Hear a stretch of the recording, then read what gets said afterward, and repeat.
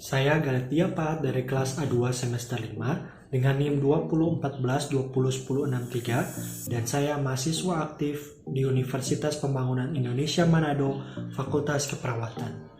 Video ini dibuat untuk memenuhi tugas mata kuliah Keperawatan Medikal Bedah 3 dengan dosen pengampu Nurse Ariska Eskap MK. Di video ini, saya akan mempresentasikan penyakit dalam sistem saraf, yaitu stroke. Stroke adalah suatu penyakit defisit neurologis akut yang disebabkan oleh adanya gangguan pembuluh darah otak yang terjadi secara mendadak dan menimbulkan gejala dari tanda yang sesuai dengan daerah otak yang terganggu. Ada beberapa jenis stroke. Dari yang pertama, ada stroke non-hemoragik. Stroke non-hemoragik ini adalah jenis stroke yang terjadi akibat penyumbatan pada pembuluh darah otak. Stroke yang juga disebut sebagai stroke infark atau stroke iskemik ini merupakan jenis stroke yang paling sering terjadi. Diperkirakan sekitar lebih dari 80 kali kasus stroke di seluruh dunia disebabkan oleh stroke non-hemoragik.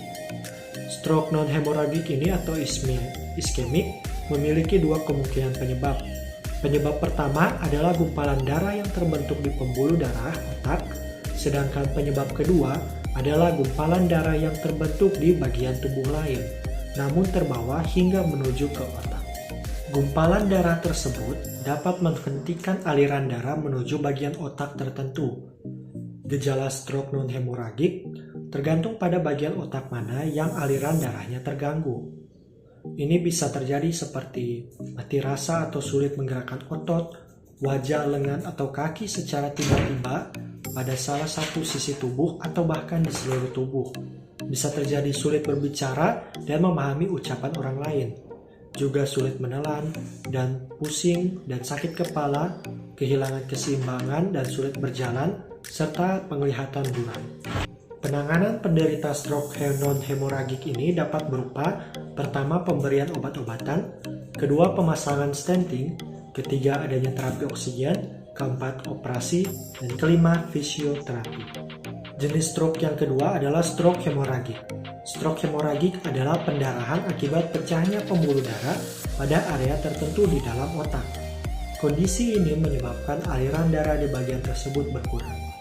Tanpa adanya pasokan oksigen yang dibawa oleh darah, sel otak dapat cepat mati sehingga fungsi otak pun terganggu.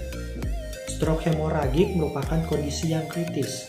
Artinya, perawatan medis perlu diberikan kepada penderita stroke hemoragik sesegera mungkin. Penanganan dini dapat mengurangi kemungkinan terjadinya kerusakan otak permanen, cacat, dan bahkan kematian. Ada beberapa penyebab pecahnya pembuluh darah, yaitu pertama, karena cedera kepala berat, kedua, karena tekanan darah yang tinggi atau hipertensi, ketiga, aneurisma otak, yaitu pengembungan di dinding pembuluh darah otak yang lemah akibat tekanan darah atau akibat kelainan sejak lahir. Ada juga karena malformasi arteri vena otak, yaitu kelainan lahir di mana pembuluh darah, arteri, dan vena yang dalam otak terhubung tanpa kapiler. Dan ada kelainan darah yang meningkatkan resiko perdarahan seperti penyakit anemia, sel sabit, dan hemofilia, tumor otak, baik ganas maupun jinak yang berdampak ke pembuluh darah otak. Stroke hemoragik dapat terjadi pada semua kelompok usia, tetapi risiko terjadinya kondisi ini meningkat seiring bertambah usia. Stroke hemoragik juga sering lebih terjadi pada pria dibandingkan dengan wanita. Gejala stroke hemoragik umumnya terjadi ketika penderitanya melakukan aktivitas fisik dengan intensitas yang tinggi. Hal ini berkaitan erat dengan faktor pemicu stroke yang paling umum, yakni tekanan darah tinggi. Gejala yang muncul akibat stroke hemoragik dapat berbeda-beda, tergantung pada seberapa besar jaringan yang terganggu, lokasi, dan tingkat keparahan pendarahan. Penderita stroke hemoragik akan dirawat di unit rawat intensif agar kondisinya dapat dipantau secara ketat. Penanganan umumnya akan berfokus untuk mengendalikan pendarahan dan mencegah terjadinya komplikasi. Pada tahap awal, dokter akan bertindak cepat untuk menyelamatkan pasien.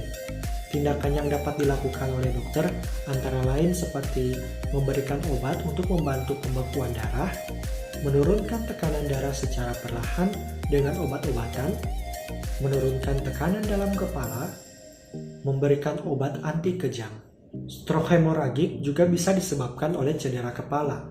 Oleh sebab itu, berhati-hatilah saat beraktivitas di dalam atau di luar rumah. Sebagai contoh, selalu pakai helm dan taati peraturan lalu lintas ketika mengendarai sepeda motor. Jika sedang mengendarai mobil, gunakan sabuk pengaman dan berhati-hatilah dalam berkendara. Itulah hasil presentasi saya.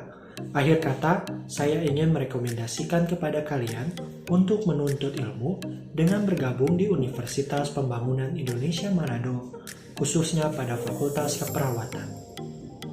Di sini, para dosen pengajar dan ilmu yang diajarkan sangat bermanfaat dan dapat membantu kalian untuk menjadi perawat profesional. UNPI juga memiliki berbagai fasilitas yang dapat menunjang perkuliahan kalian agar ilmu yang didapatkan bisa dipraktikkan langsung, serta adanya lingkungan kampus yang nyaman. Saya sendiri bangga menjadi mahasiswa UNPI. Terima kasih sudah menonton.